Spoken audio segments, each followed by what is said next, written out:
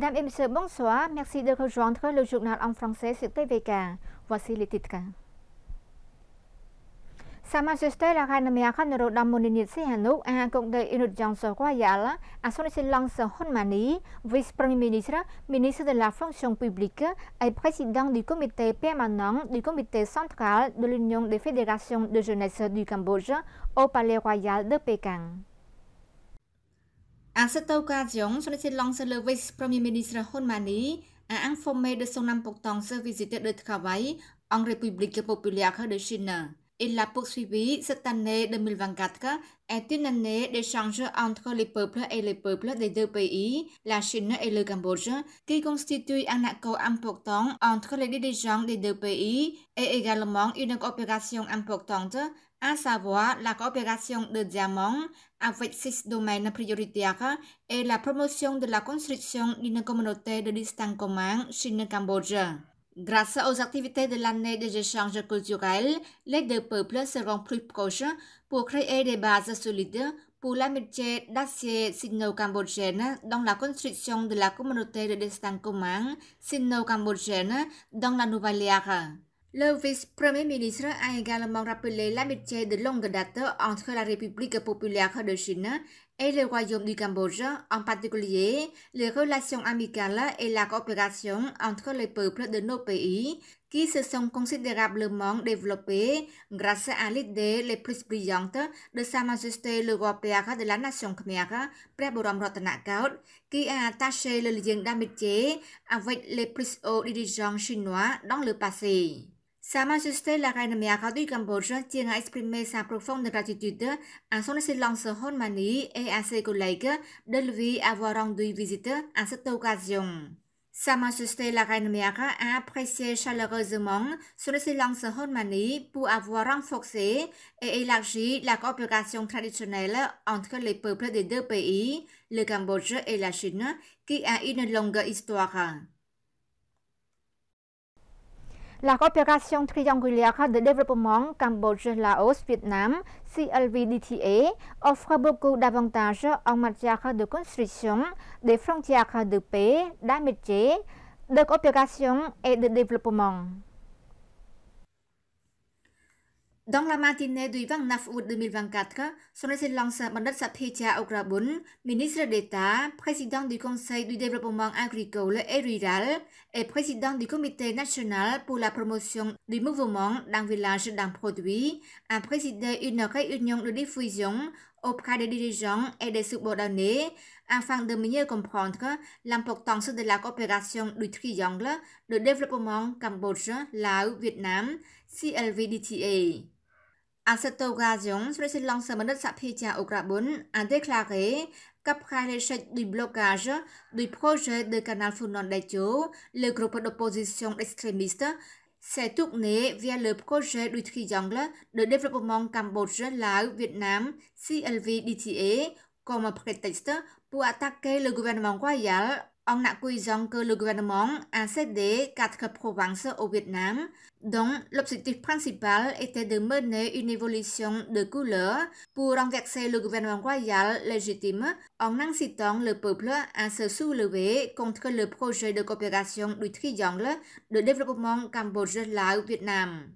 Cependant, le gouvernement royal du Cambodge, sous la direction de Smet Moha Bawor Theppaday Honmanet, est déterminé à protéger la paix sans permettre à aucun individu ou groupe de venir la détruire. Son Excellence Bandar Saphicha a souligné que l'objectif principal de la coopération du triangle de développement Cambodge-Laos-Vietnam est de transformer la zone frontalière en une frontière de paix, d'amitié, de coopération et de développement pour servir les intérêts et améliorer la vie de tous les habitants de la région frontalière. Les 3 pays, le Cambodge, le Laos et le Vietnam, tiennent annuellement des réunions au plus haut niveau de leadership et technique sur la coopération CLV.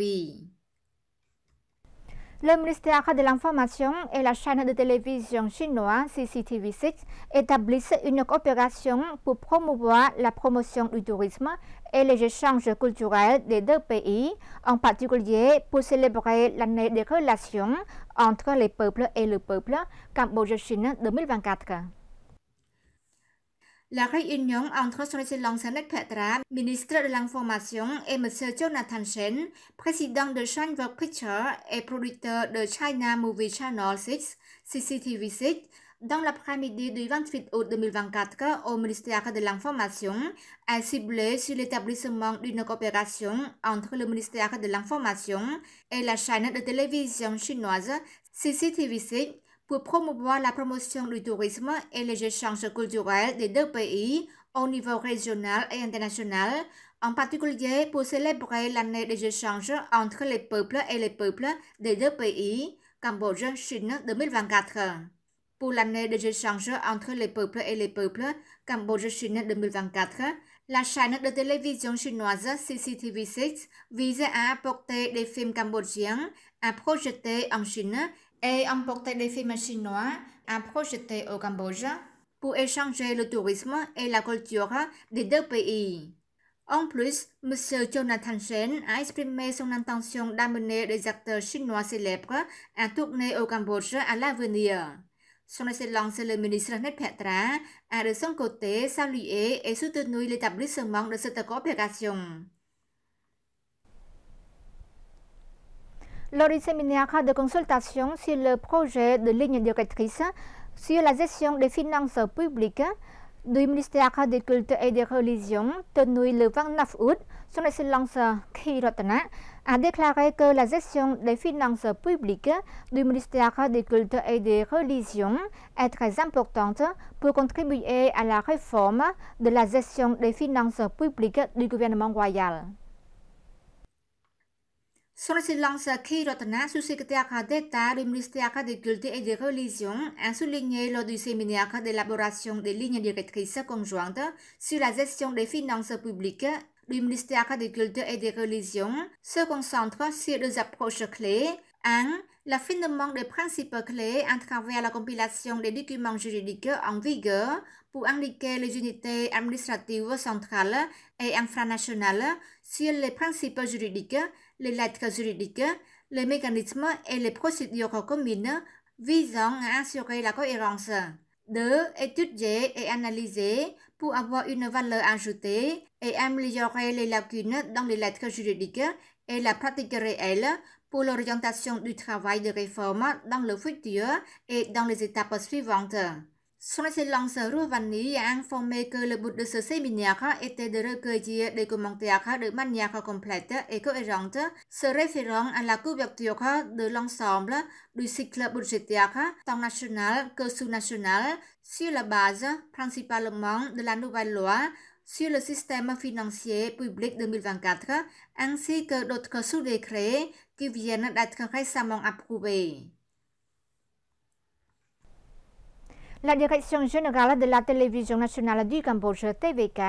continue de renforcer la gestion de la présence des fonctionnaires et agents contractuels. Dans la matinée du 29 août 2024, la Direction générale de la télévision nationale du Cambodge, TVK,